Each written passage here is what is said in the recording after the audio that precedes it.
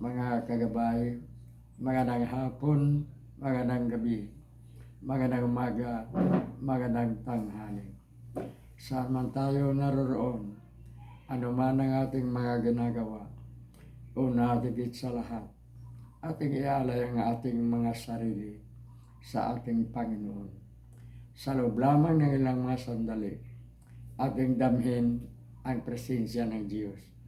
Sumasa atin ng pagpapala, ang biyaya, ang pag-ibig, at ang kapayapaan ng Ama, ng Anak, at ng Espiritu Santo, nabubuhay at naghahari, iisang Diyos, magpas sa walang hanggan.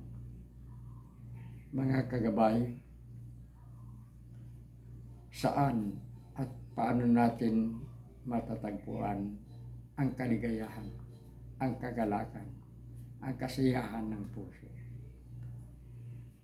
Tandaan natin, maniwala tayo na kapag hinahanap natin ang kaligayahan, hindi natin ito matatagpuan. Ano ba sasabihin natin? Saan ba ako magiging maligaya? Saan ba ako magiging masaya? Ito, magbibigay ako sa aking kapwa. Gagawa ko ng mabuti. Sa paggawa ng kabutihan o sa pagtulong sa kapwa, sa pagkibahagi ng anuman sa kapwa. Hindi ang nais mo magiging masaya o maligaya kaya ka tumulong.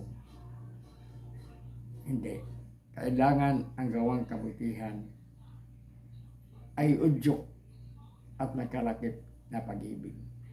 Pag-ibig ang susi ng tunay na kaligayahan. Sapagkat kung ikaw ay may pag-ibig sa kapwa, may pag-ibig sa Diyos, at may pag-ibig sa iyong sarili, matatagpuan mo ang tunay na kaligayahan.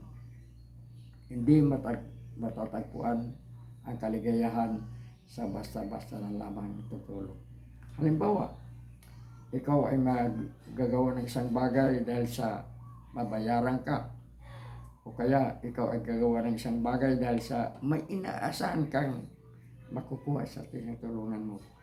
Kapag ka magbido ka sa bagay na ito, hindi ka magiging maligaya.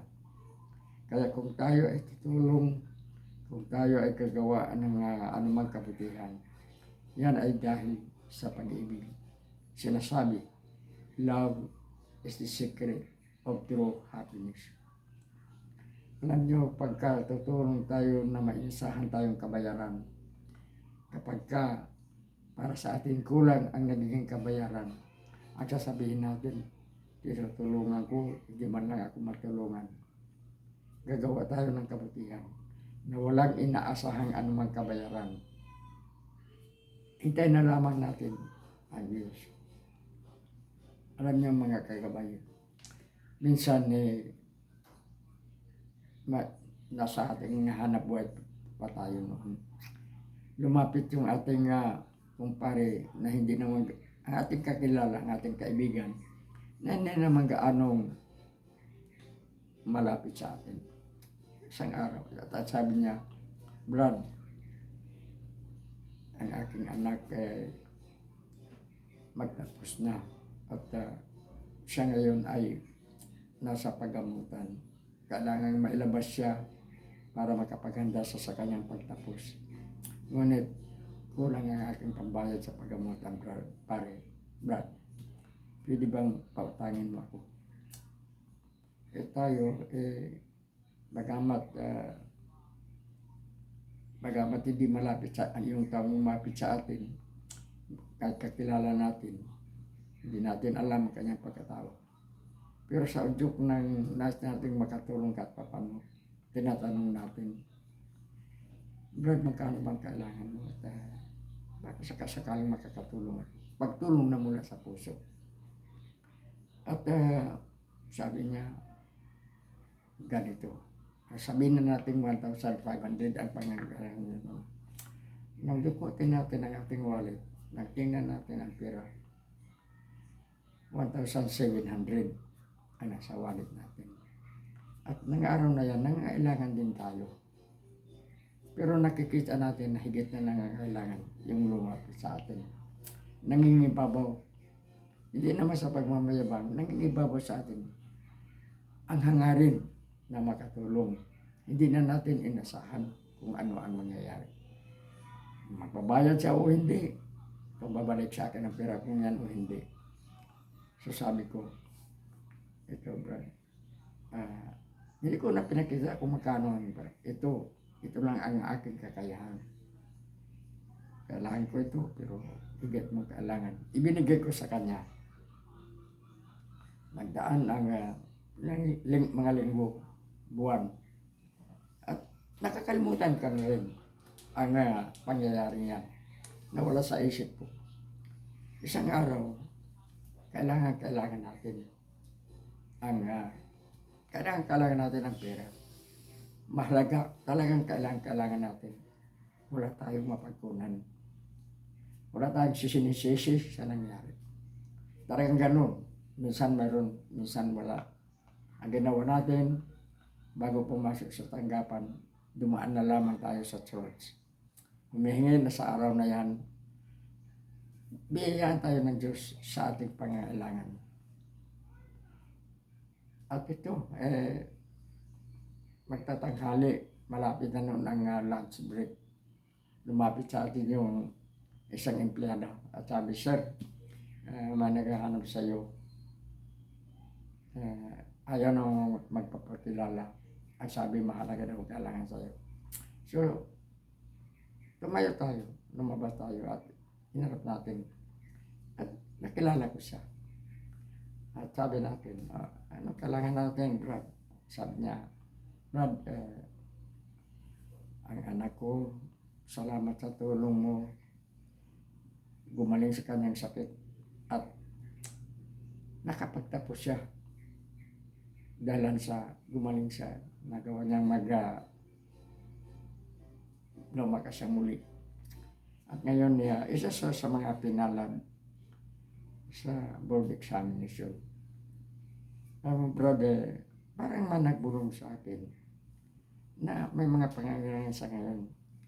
Kaya ito, Brad, ito yung 10,000 piso. Hindi ito kabayaran. Kalagap dito ang aking pagpapasalamat at ang aking pag-ibig sa nagawa mo sa aking anak noong mga panahon na pangangailangan. Dahil sapagkat mula noon sa aming pagdasal sa aking pamilya, kasama ka sa aming panalangin. Hindi man kita kilala ng lubusan, pinasalamatan ng aking anak, ng aking pamilya, lalong-lalo na ako noon na nangangailangan. Nang marinig ko ang mga katagangan, para akong lumulutang sa alapaap sa kaligayahan. Noon lamang ako nakadama ng totoong kaligayahan. Totoo ito mga kagabay. At minsan, sa isang mall na lagi nating pinupuntahan, nagiging kaibigan natin yung mga tagalinis ng CR. May mga pangangailangan tayo, humihingi tayo. At minsan, makapagbigay tayo ng pagsigarilyo, pangmerienda. Hindi naman malaki, hindi naman tayo mayaman. Kusa yan. Minsan, narinig ko muli ang mga katagang bihira nating marinig sa mga mayayamang ating natutulungan. Ang sabi ng janitor na yun, "Sir, sana marami ka pang blessing na matatanggap. Sana magkaroon ka pa ng marami. Napakabait mo sa akin. Napakabait mo sa katulad kong janitor." Sa masadaling yan, may mga nakarinig. Maring isipin nilang malaki ang naitulong ko. Ngunit hindi. Hanggang doon lamang. Kape, tinapay, o sigarilyo kung siya ay nagsisigarilyo. At hindi naman palagi. Minsan-minsan nga lang. Pero nang marinig ko ang pasalamat na yun, nadama ko ang tunay na kaligayahan. Mga kagabay, kung naisin yung magiging magtunay na maligaya at masaya, magbigay na may pag-ibig. Huwag magbigay na umaasa ng anumang kabayaran.